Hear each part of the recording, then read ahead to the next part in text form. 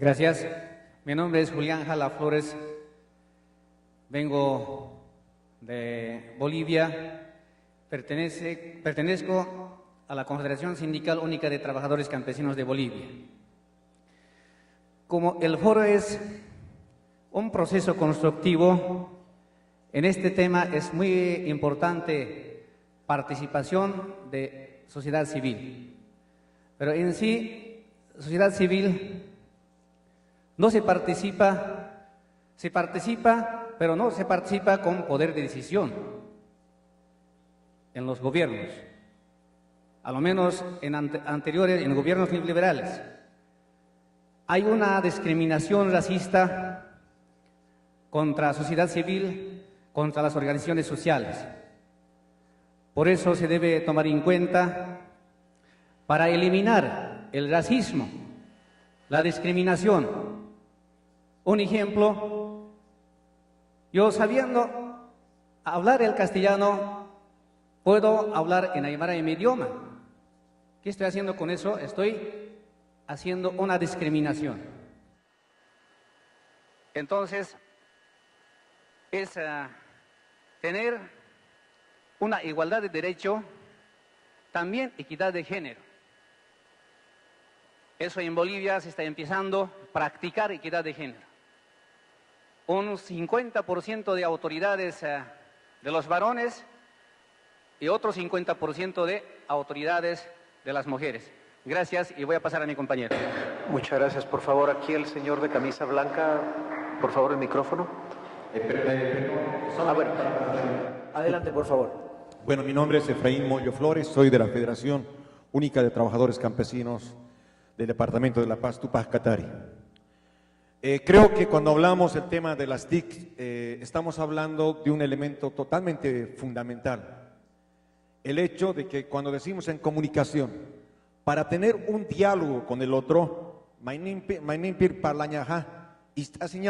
cuando hablamos con el otro, también tenemos que escucharle al otro. Pero el problema es difícil entender este hecho, debido a que no estamos en las mismas igualdades, en las mismas condiciones. Y por eso creo que es fundamental el tema de la socialización, en el tema de la información y la comunicación. Lamentablemente, el tema del racismo, el tema de la discriminación, tanto en género, etcétera, etcétera, pasa por el hecho de una mentalidad y una visión política. Esa mentalidad es aún colonial, es aún neoliberal, que no le permite escuchar al otro. Y creo que es eso lo que tenemos que cambiar y darle un nuevo enfoque. En ese sentido, lo que creo, hermanos y hermanas, que esta cumbre debería de definir como un mandato a los gobernantes de crear estas experiencias que el día de hoy hemos escuchado, de juntar todas esas experiencias en un centro de datos, de armar un centro de información y comunicación que permita socializar, no sé, a través de todos los medios alternativos, todos los medios de las formas de comunicación, estos conocimientos, para que podamos hablar de forma igualitaria entre todos y podamos comunicarnos de forma mucho más clara. Yo creo que en este evento deberíamos hacer un mandato, vuelvo a recalcar, a nuestros hermanos gobernantes, para que ellos puedan armar este centro de información, ya sea a través de la OEA o otras instituciones o a través de esta cumbre, el cual nos permita tener acceso a esta información de forma gratuita, de forma rápida, que llegue a las comunidades, que llegue a todos los hermanos y hermanas que queramos llevar hacia adelante la construcción de esto, en un mundo de unidad y solidaridad por un mundo mejor. Gracias. Muchas gracias. Aquí, por favor. Muy buenas tardes. Soy Luis Fernando Vargas Alzate. Vengo de la Universidad EAFIT de Medellín. Represento un actor social de gran trascendencia en estos debates, no más importante que todos los actores sociales que se encuentran involucrados, pero represento el sector de la educación. Y tengo dos asuntos por anotar. Uno es precisamente retomar ese llamado a que los gobiernos algún día escuchen a los académicos, porque es algo reiterado, se ha hecho reiterativo en el tiempo, un diálogo roto entre la academia y el sector gobierno. Por tanto, mi invitación es a que dentro de todas las perspectivas posibles, pues hagamos énfasis en que así como a cada uno de los actores sociales se les debe escuchar por parte de los gobiernos, pues por supuesto al sector académico, a los académicos, a las universidades, con todas sus propuestas y con todos sus trabajos de investigación que adelantan, pues tengan un espacio y se les escuche también por parte de los gobiernos. Y el segundo aspecto es en relación con una pregunta que surge para la señora Inés Bustillo, por el tema que mencionó ahorita, de cómo ha venido avanzando la región. Efectivamente, la región ha venido avanzando y fundamentalmente desde la perspectiva de variables o manejo de variables macroeconómicas, pero un tema que me quedó dando muchas vueltas es sentir que hay un alivio de la pobreza en la región porque los porcentajes se hayan disminuido. Realmente no pareciera ser así y quisiera hacerle la pregunta o si nos pudiera dar algunas luces más de por qué pensar que en la década segunda del siglo XXI ya se habla de un descenso en tema porcentual de la pobreza y se puede comparar en mejor medida, es decir, que se puede decir que se ha venido aliviando en relación con la última década del siglo XX, porque los porcentajes parecen muy similares y el caso, por ejemplo, de Colombia sigue siendo tan crítico o quizá más que hace 20 años o hace 10 años, pues digamos la última década del siglo XX. Muchas gracias. Gracias. Por favor, a la señora acá. Bueno, entonces pasémosle primero acá a la señora y después acá enfrente. Ya estaba pensando que era invisible, ya estaba preocupándome. Juliana Reimer, de Lima, Perú, empresaria de pequeña empresa. Quisiera tomar el punto al señor de la OPS, quisiera si tienen estrategias de afrontar la epidemiología ante los cambios climatológicos y los desastres naturales. En el caso de la CEPAL, el porcentaje de la población de las Américas que somos incapaces de brindarnos y brindar los primeros auxilios, eso es para la OPS.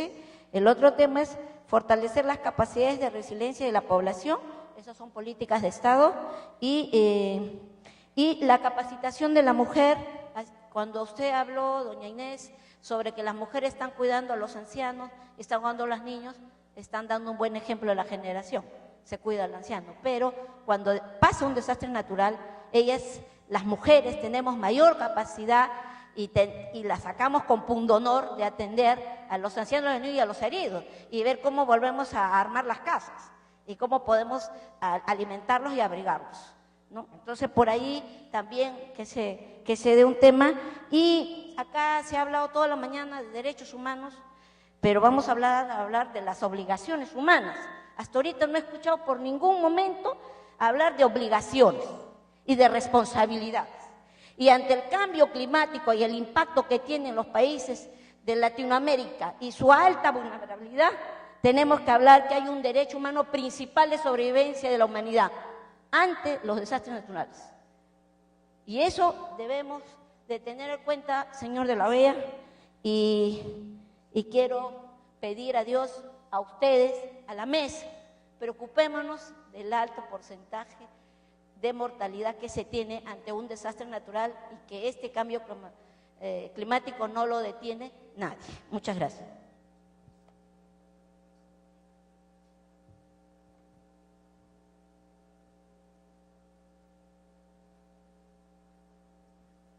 Bueno, es más que todo dirigido a la señora Bustillo. Sabemos muy bien que una de las rutas para definir las prioridades del desarrollo lo constituyen los objetivos del milenio. Estamos a posta de 3 años prácticamente de lograr tener una reducción de más de la mitad de la pobreza en América Latina y el Caribe. Y la CEPAL habla de la municipalización de estos objetivos. Mi pregunta es cómo estos objetivos son incluidos y visibilizados por los gobernantes en sus planes de desarrollo, tanto a nivel regional como a nivel local, y cómo la sociedad civil define mecanismos para que estos objetivos de desarrollo puedan ser una realidad, estos objetivos del milenio.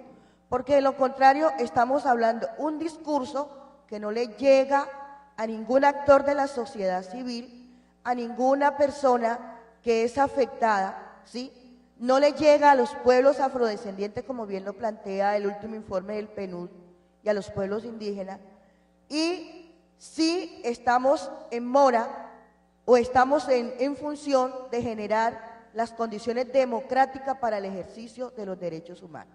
Entonces, cómo se articulan, cómo se visibilizan y cómo se empoderan o se apropian las comunidades para que haya recursos reales y efectivos en la implementación de estos.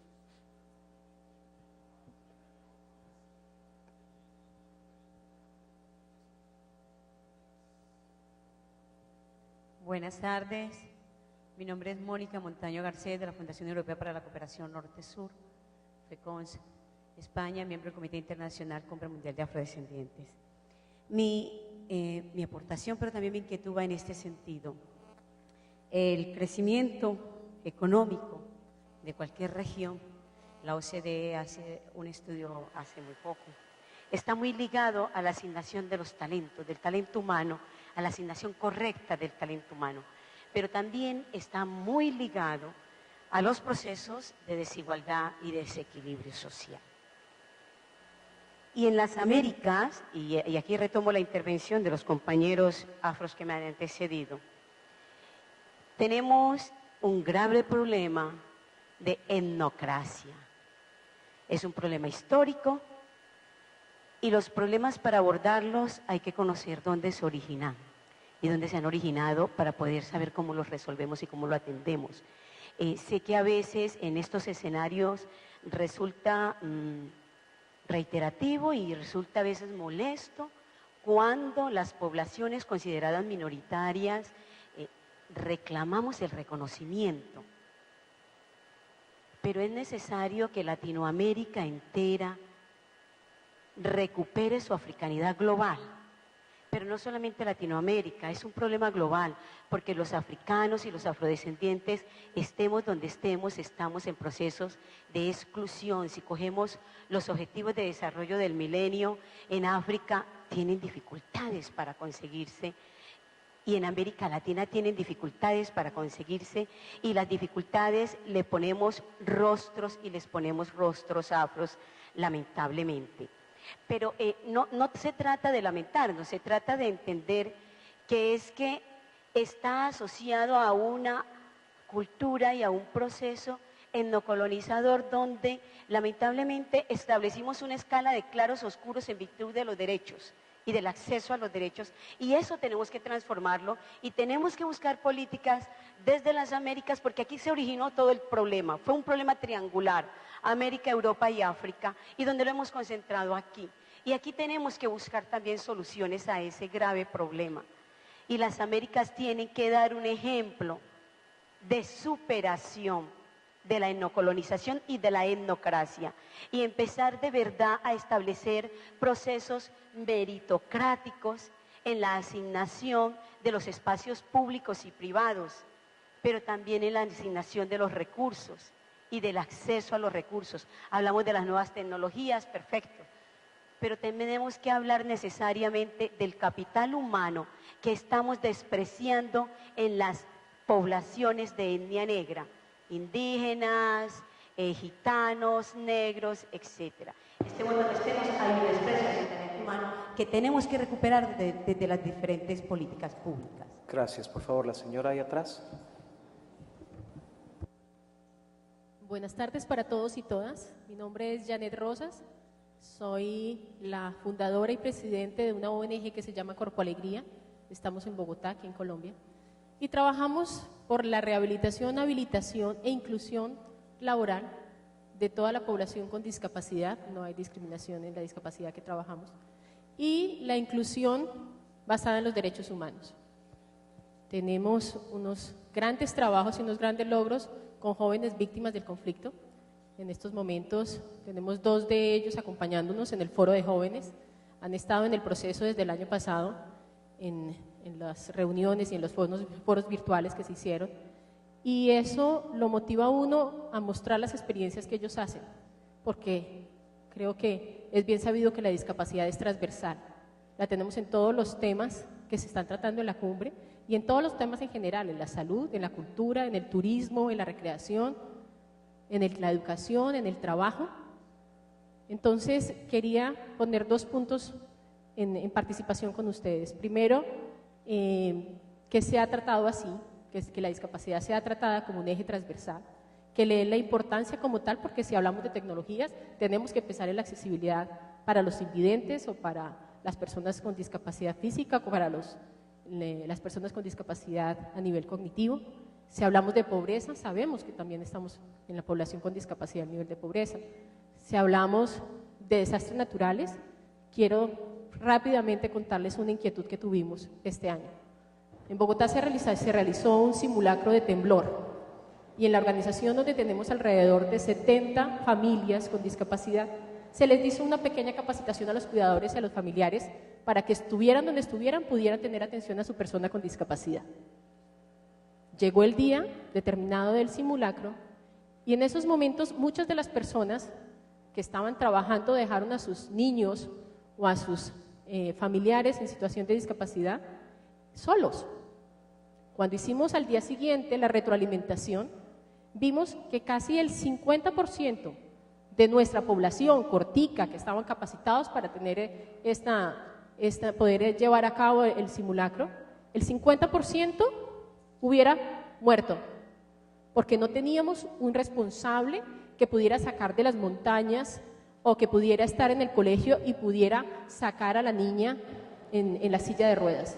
Y lo llevamos a los colegios y lo discutimos. Salieron las niñas del colegio y a la niña con silla de ruedas la dejaron al final, los mismos profesores.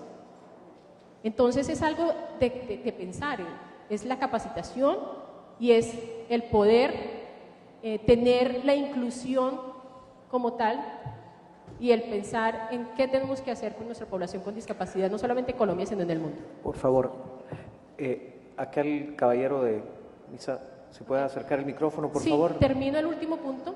Creo que es bien importante lo que comentaban adelante y es poder tener acceso a los diferentes contactos de las organizaciones que estamos aquí presentes, de poderles explicar cuáles son las metodologías y los diferentes proyectos y trabajos que nosotros tenemos en Bogotá con acompañamiento de empresa privada y que se puede replicar a nivel de otros países también en inclusión laboral. Gracias. Hola. Bueno, primero, muchas gracias. Felicitaciones también a la organización. Yo soy Diego Suárez de Argentina, representamos a la Red Latinoamericana del Caribe para la Democracia. Y creo que lo que se ha hecho hoy es un análisis y querer un poquito tener un momento de reflexión, ¿no? Ese fue el objetivo de los paneles que habíamos escuchado esta mañana. Creo que para prepararnos, para ver mañana qué vamos a discutir entre nosotros y para ver qué podemos hacer para cambiar algunas cosas que hoy en la sociedad, evidentemente, de todos nuestros países está muy tensa y está muy fuerte. Los medios de comunicación hoy estamos viendo que dicen ¿para qué sirve esto? Y lo sabemos, lo hemos hablado, los que han estado en otras cumbres lo han visto. Y esa tensión que hay es ¿qué podemos hacer? Creo que tenemos que verlo en 2 planos, en este marco de reflexión. Creo que a nivel del protocolo, a nivel de la diplomacia, hemos avanzado mucho. Nosotros hemos dejado de ser una bolsa de gatos de muchas organizaciones que peleaban por sí y no teníamos dónde discutir. Y hemos venido aquí y nos hemos ordenado, por lo menos metodológicamente, para discutir de diferentes problemas.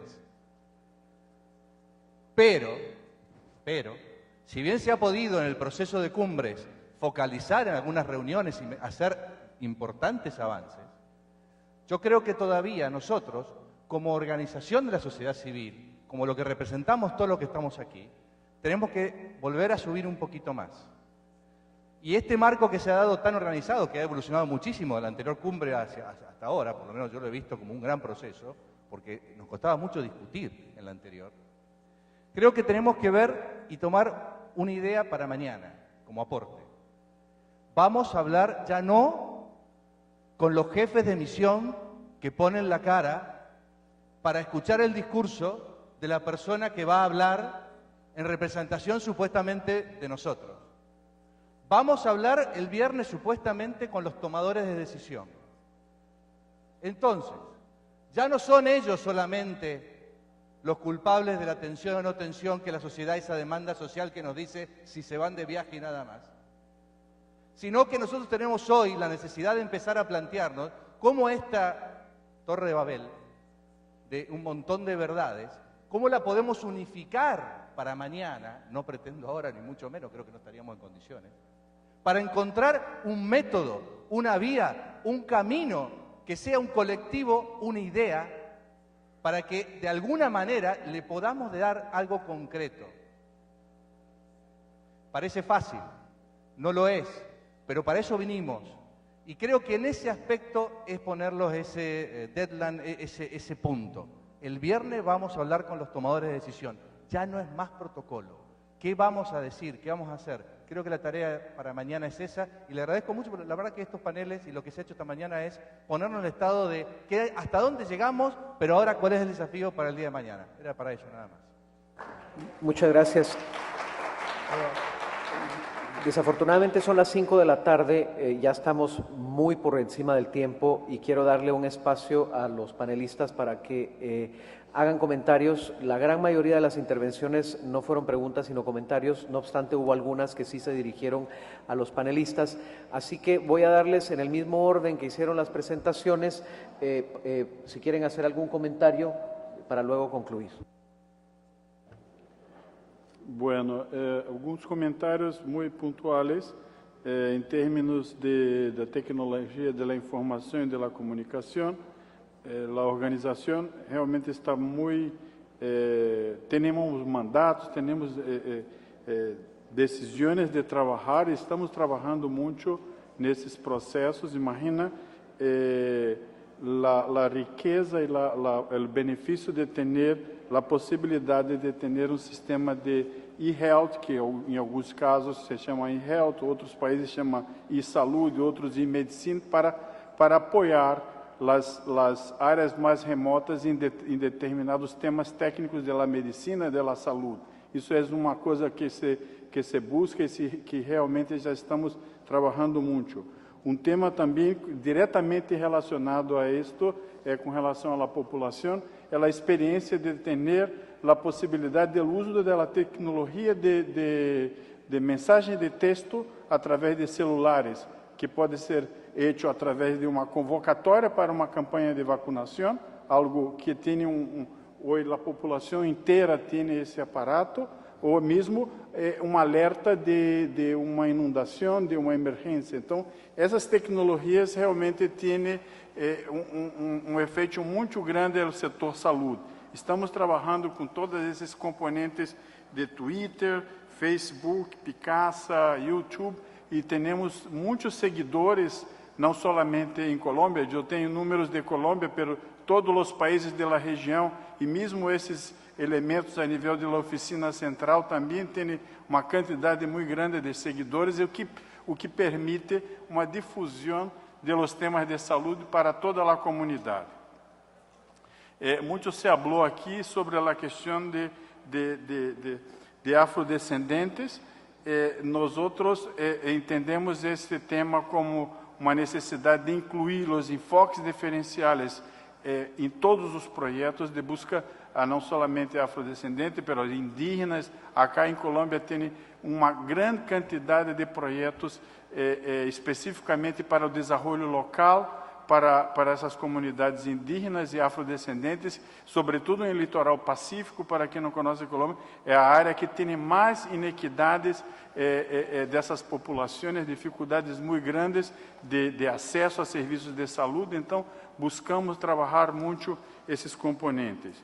Com o tema das organizações baseadas em la fé, nós outros entendemos que são entendemos e trabalhamos com eles de forma muito cerca, em projetos muito específicos de grandes volumes, com essas organizações, as pastorales, que têm a possibilidade de um acesso local às comunidades que muitas vezes nós outros não temos.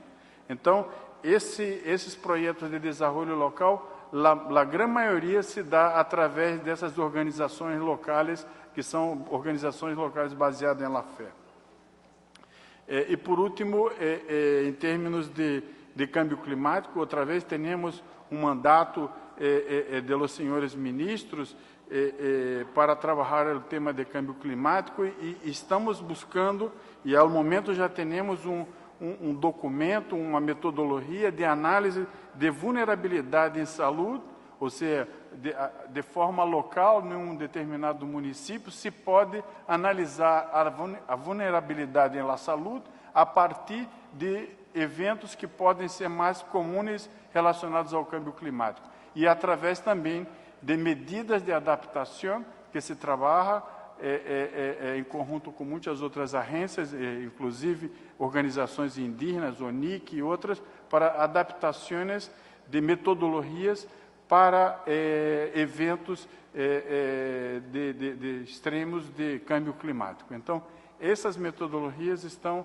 sendo cada vez mais trabalhadas a nível local e entendemos que esses pontos que poderíamos nós outros fazer algum comentário. Muitas graças por todos os aportes que vocês fizeram. Inés, por favor. Muchísimas gracias. Yo obviamente no voy a poder hacer justicia a todos los comentarios, entonces solamente algunas cosas breves. En materia de tecnologías de la información, comparto totalmente los que hablaron de la importancia de lo mismo, el carácter transversal de las tecnologías de la información y de las comunicaciones. Y quiero poner sobre la mesa, porque creo que puede ser de utilidad para aquellos que están trabajando en esta materia, dos cosas que pueden ser de interés. Primero, la importancia de recordar que hay planes regionales para la sociedad de la información. Ya se está en el tercer plan y que está convenido entre los gobiernos de América Latina y el Caribe, y lo importante de esos planes es que hay objetivos, indicadores muy concretos y metas, no sé si son cuántos, ya no me acuerdo en este momento cuáles son los indicadores y cuántas son las metas, pero eso permitiría a aquellas personas que tienen interés y trabajan en este tema de ver cómo se está avanzando. Eso está todo en la página web de la CEPAL. Nosotros somos secretaría de la Conferencia Ministerial de la Sociedad de la Información. Y también tenemos un observatorio para la Sociedad de la Información, también está todo en línea y se han hecho consultas con la sociedad civil para armar estos planes. Así que esto es algo que puede ser de utilidad porque en base a indicadores es mucho más fácil el monitoreo, es mucho más fácil contribuir concretamente y llevar adelante iniciativas. En materia de los ODM, bueno, para nosotros como CEPAL es la Carta de Navegación de las Naciones Unidas, pero creo que es un tema importante a nivel del hemisferio, simplemente porque los países todos han decidido la consecución de los objetivos de desarrollo del milenio. Y nuevamente son objetivos, son metas, son indicadores, que en algunos casos y sobre todo en el caso de los países de América Latina y el Caribe es el mínimo a lo cual podemos aspirar. Y deberíamos plantearnos metas más ambiciosas como se está haciendo. Sin embargo, creo que eso, nuevamente, como son indicadores, puede muy fácil monitorearse y trabajar en ellos. Ahora, trabajar a nivel local y municipal es crucial, porque ahí es donde surgen las diferencias por territorio, las diferencias de género, las diferencias por etnia.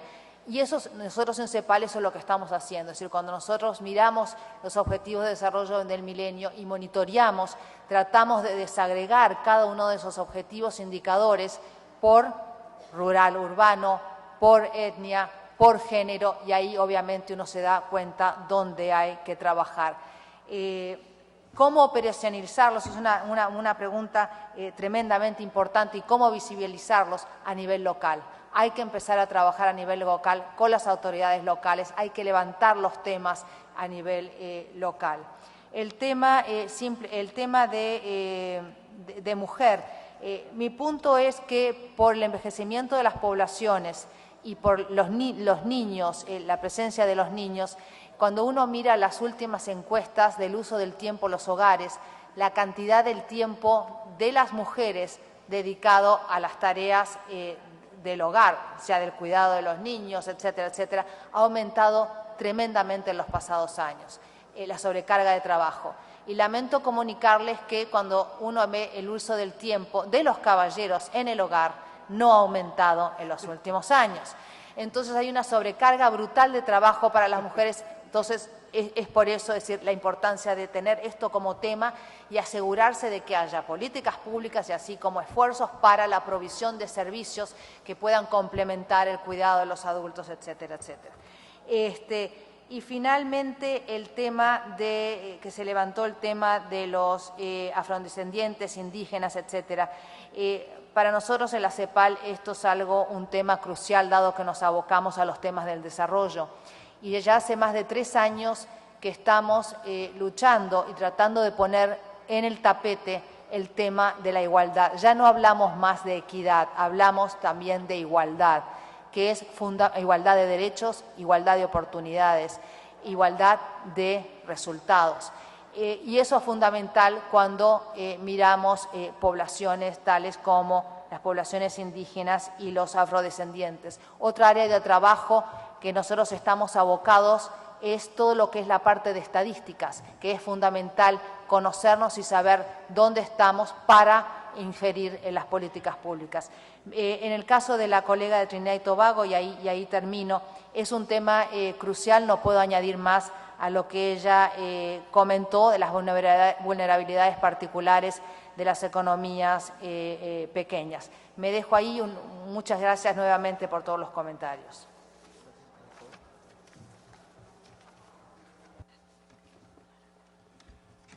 Bueno, yo me quisiera concentrar en algunas de las peticiones que se hicieron.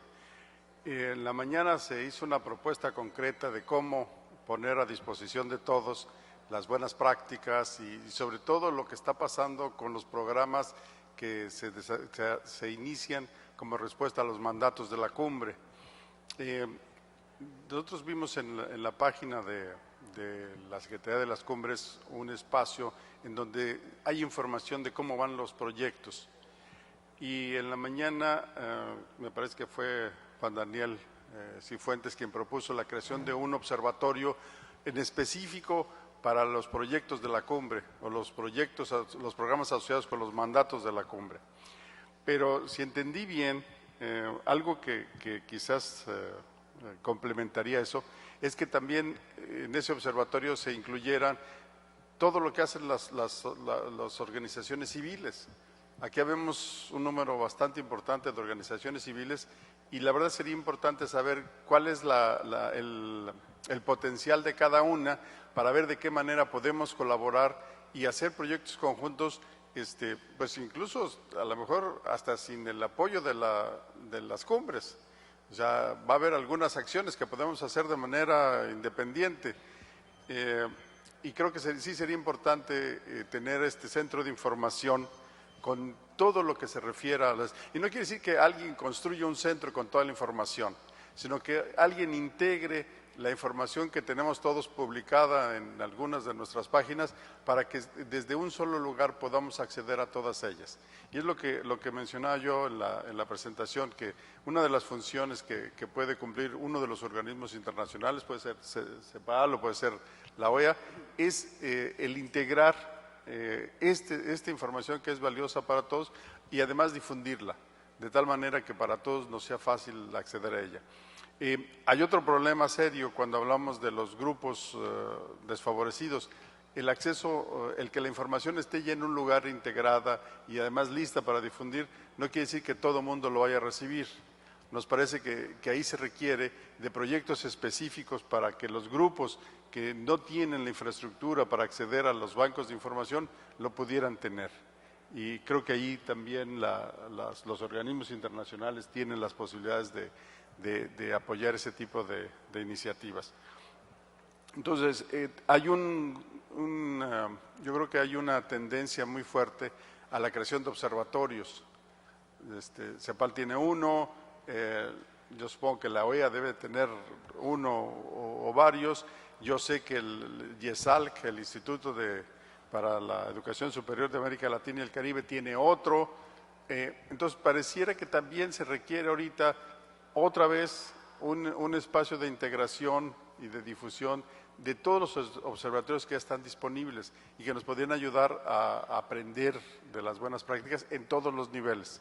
Y me parece muy buena la propuesta de que las sociedades civiles también tuviéramos un espacio integrado de lo que estamos haciendo bien y yo diría de lo que estamos haciendo mal. A veces se aprende más de los proyectos que hicimos mal que de los que estamos haciendo bien. Entonces me parece que ese espacio debería de contemplar en realidad todo lo que hacemos.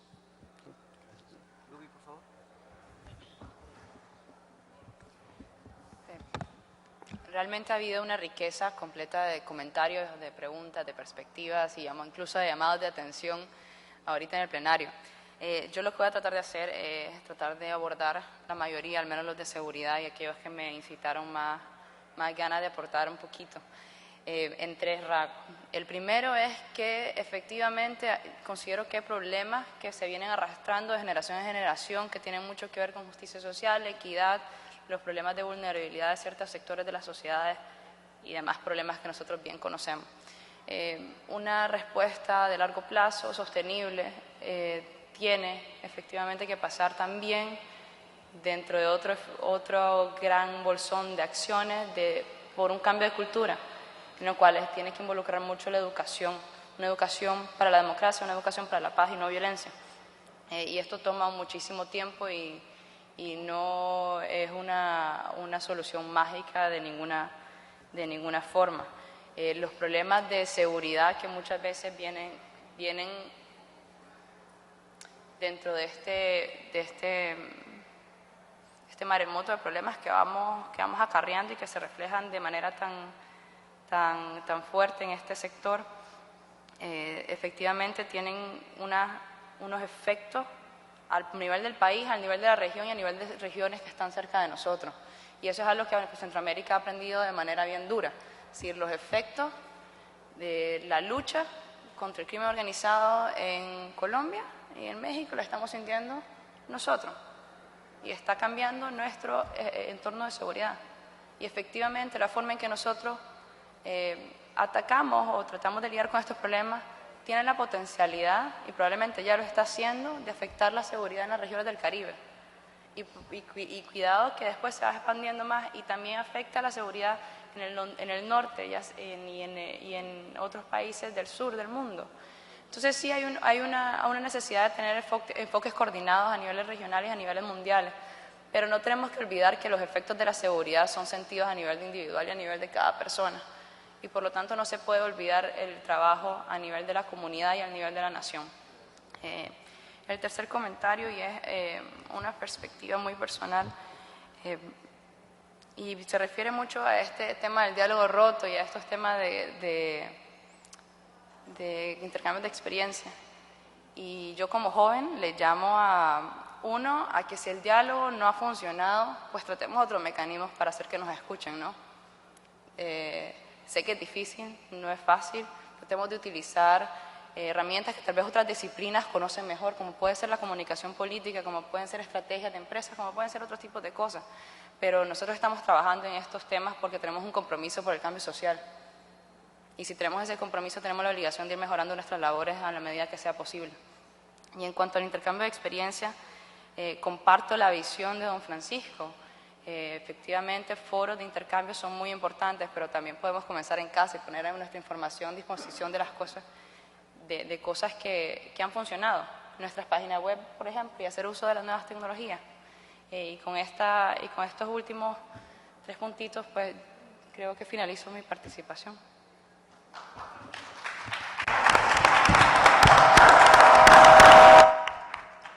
Bueno, quiero agradecerles primero a todos ustedes por obviamente la atención, pero también los comentarios tan ricos que se dieron durante este diálogo.